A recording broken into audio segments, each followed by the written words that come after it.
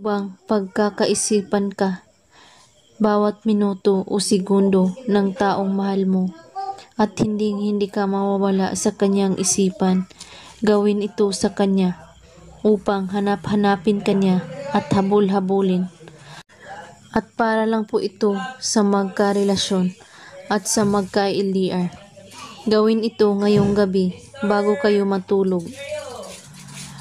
Ang mga kailangan sa ritual na ito: papel, panulat, kandila at posporo. Isulat mo sa papel ang pangalan ng target ng 7 beses. At pagkatapos, hawakan mo ang papel at pagkakaisipin mo siyang mabuti. At kailangan nakapikit ang iyong 2 mata at usalin mo ang salitang ito: iibigin mo ako ng sobra-sobra. 7 beses mo ito ulit-ulitin. At pagkatapos, tupiin ang papel ng 3 beses nakaharap sa iyo.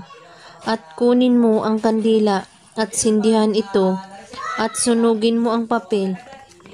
At habang sinunog mo ang papel, banggitin mo ang pangalan niya at ang hiling na iibigin mo ako ng sobra-sobra hanggang tuluyang maabo ang papel.